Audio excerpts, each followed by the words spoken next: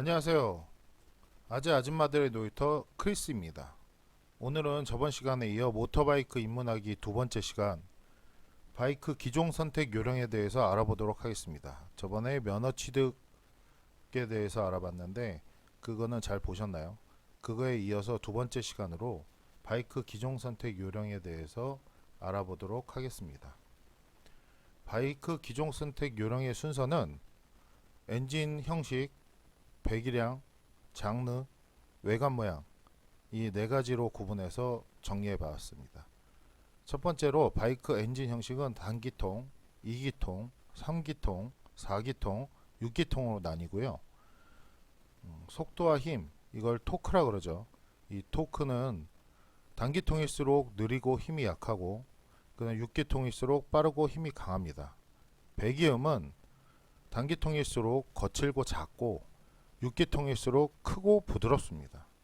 가격은 단기통일수록 싸고 6기통일수록 비쌉니다. 이 보시는 표와 같이 가격 자체가 6기통일수록 점점 비쌀 수밖에 없겠죠. 그리고 두 번째로 배기량의 종류에 대해서 알아보겠습니다. 배기량의 종류는 125cc 이하, 250cc에서 400cc인 쿼터급, 600cc인 미들급, 1000cc인 리터급, 1000cc 초과는 오버리터급이라고 합니다. 연비는 125cc 이하일수록 연비가 적게 들고 1000cc 이하일수록 연비가 많이 듭니다. 스피드, 속도죠. 속도는 커터 이 125cc 이하일수록 느리고 1000cc일수록 더 빠릅니다. 그런데 제가 여기 빠르다, 더 빠르다라고 돼 있죠. 그건 솔직히 바이크는 빠릅니다. 뭘 타도 빠릅니다. 느리다고 생각이 든 적이 한 번도 없습니다.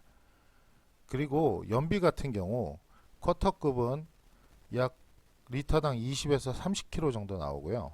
미들급이나 리터급은 리터당 약 10에서 20km 정도 나옵니다.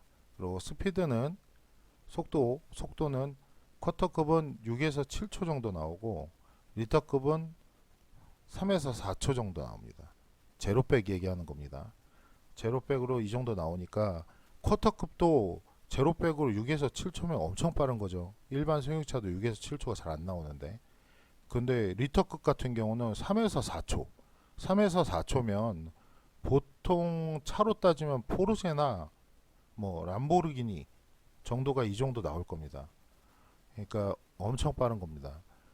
그리고 적합도라고 제가 적었는데 적합도는 어떤 걸 얘기하냐면 저배기량일수록 입문자가 타기 편하고 고배기량일수록 숙련자가 타기 편하다고 해서 이 부분을 정리해 놓은 것입니다. 그러니까 보통 입문하시는 분들은 125cc나 250cc, 400cc인 쿼터급을 선정하시는 게 옳다고 생각을 합니다. 그러면서 차곡차곡 천천히 미들급, 리터급, 오버리터급으로 올라가시면서 기변을 하시는 게 맞다고 봐요. 보통 입문자들이 바이크를 사고 나면 기변병이 도져가지고 계속 CC를 올립니다. 그러니까 그런 부분을 검토해서 처음에는 그러고 좀 적은 배기량으로 시작을 하셔서 나중에 고배기량으로 가시는 게 맞을 것 같습니다. 왜냐하면 그것 중에 가장 중요한 게 안전인데 저배기량일수록 좀 다루기가 편하고 고배기량일수록 다루기가 좀 불편합니다. 그러니까 저배기량에서 숙련도를 높인 다음에 고배기량으로 점점 기변을 해나가시는 걸 추천드립니다. 세 번째, 바이크의 장르인데요. 바이크의 장르를 지금 표와 같이 보시면 레플리카가 있고 흔히 말하는 R차입니다. 그 다음에 네이키드, 멀티퍼포즈, 크루저, 투어러, 클래식 바이크. 솔직히 클래식 바이크는 크루저하고 비슷한 스타일이라 제가 집어넣긴 했지만 솔직히 다섯 가지, 투어러까지 다섯 가지 정도로 나눌 것 같습니다. 아시다시피 레플리카는 흔하게 경기를 하시는 그 경기장에서 본 차, 그 차를 레플리카라고 합니다. 거의 엎드려서 타죠, 엎드려서. 그 차를 레플리카라고 하고, 네이키드는 포지션 자체가 앉아서 약간 팔을 뻗은 상태에서 그 상태에서 가는 걸 네이키드입니다. 네, 멀티 퍼포즈는 보통 뭐 산악용으로도 오니까 뭐 오프로드, 온로드를 다 달릴 수 있어서 멀티 퍼포즈입니다. 크루저는 장거리 주행은 조금 그렇고 단거리 주행 시 편안하고 편하게 탈 수 있고 약간 클래식 바이크의 느낌이 있어서 선호하시는 분들이 굉장히 많은 것으로 알고 있습니다. 투어러는 말 그대로 투어러입니다. 장시간 운전을 하면서 갈 때 쓰는 투어러의 대표적인 브랜드가 있죠. 할리가 투어러의 가장 대표적인 브랜드입니다. 그리고 클래식 바이크는 좋아하시는 선호도가 분명히 갈리는 장르 중에 하나죠. 클래식 바이크를 선호하시는 분과 선호하지 않는 분으로 이게 분명하게 나뉩니다. 그 외에 뭐 여러 가지 뭐 F칸이 뭐 이런 식으로 나뉘는 종류들이 장르들이 또 있습니다. 그 다음에 외관 같은 경우는